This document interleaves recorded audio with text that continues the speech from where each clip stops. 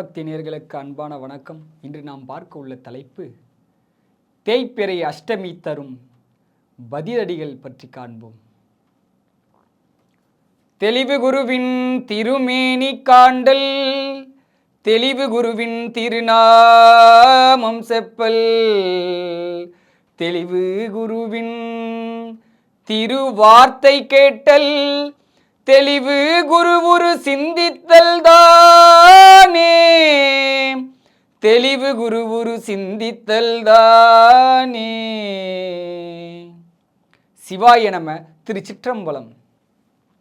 இந்த தேய்பிறை அஷ்டமினா என்ன?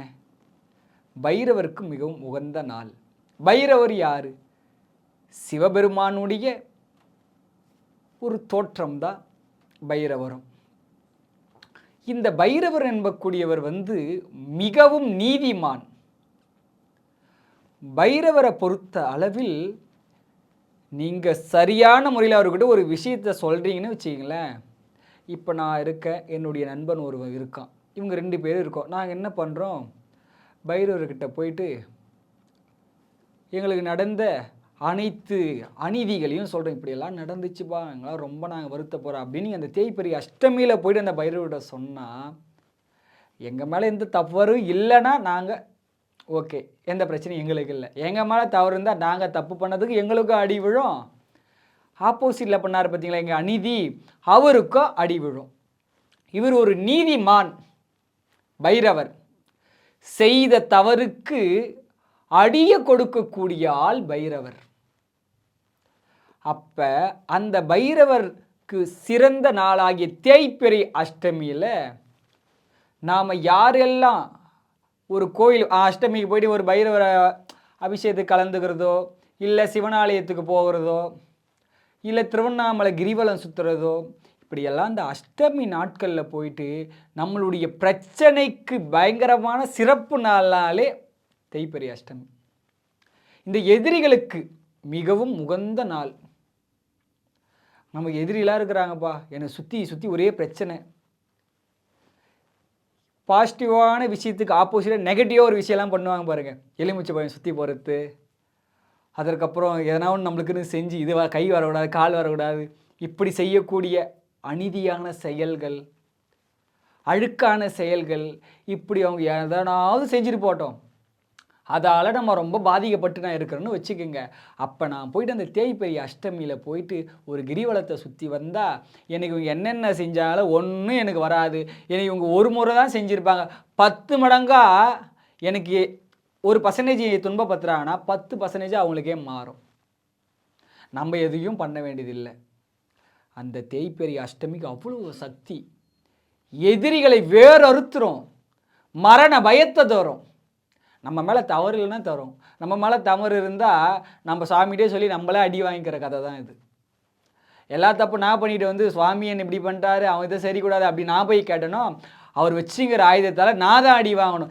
என் மீது ஒரு தவறும் இல்லாமல் நான் போய் ஒரு ஆலயத்தில் நான் ஒரு முறை கரெக்டாக பண்ணணும், அது அவங்களுக்கு பதில் அடி வரும். என் மேலே தப்பு வந்தால் எனக்கு அடி விழும். அதான் சொல்லிட்டேனே, அவர் ஒரு நீதிமானவர். 2 பேர் பக்கம் யார் மேலே தவறு இருக்குங்கிறது, உனக்கு மேலே தப்பு இருந்தால் உனக்கும் உணர்த்தி அதற்கான பதிலடி கிடைக்கும், தவறு பண்ணவனுக்கும் பதிலடி கிடைக்கும்.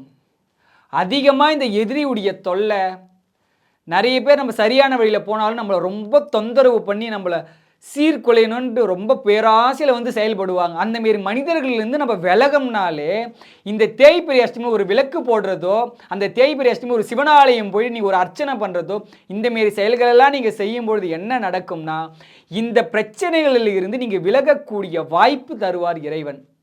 அந்த பிரச்சனைகளுக்கெல்லாம் இவரே பெரிய பிரச்சனையாக நின்று தீர்த்து கட்டுவார் இறைவன். தேய்பிறை அஷ்டமியில் சாதாரணமாக நீங்கள் எந்த பிரச்சனையே இல்லை, எதிரி பிரச்சனை, நான் நல்லா தான் இருக்கிறேன், அப்படி இருந்து நீங்கள் தேய்பிறை அஷ்டமி ஆலயம் போனால் என்ன நடக்கும்னா, நம்மளுடைய கர்ம வினைகளை குறைப்பார் இறைவன்.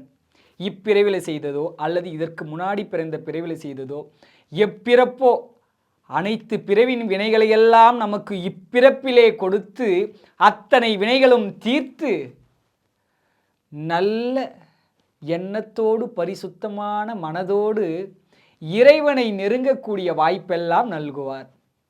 தேய்பிறையினால உங்களுடைய வினையெல்லாம் தேஞ்சு போயிடும். உங்களுக்கு இருக்கக்கூடிய பிரச்சனை தேஞ்சு போகும், இருள்கள் எல்லாம் தேஞ்சு போகும், ஒளிகள் எல்லாம் பெருக ஆரம்பிக்கும். நீங்கள் வளர்பிறை பிரதோஷம் போகிறதுனா நிறைய நல்லது நடக்கும். வளர்பிறைன்னு வரக்கூடியது எல்லாமே பாசிட்டிவான விஷயம் மொத்தமாக நடக்கும். தேய்பிறைன்றது கூடியதெல்லாம் உங்களுக்கு நெகட்டிவ் எல்லாம் குறைய ஆரம்பிக்கும். இப்போ தேய்பிறை பிரதோஷமோ தேய்பிறை அஷ்டமியோ இது எல்லாமே தேய்பிறையில் வரது எல்லாமே உங்களுடைய பிரச்சனைகள், உங்களுடைய அழுக்குகள் எல்லாமே குறைய ஆரம்பிக்கும்.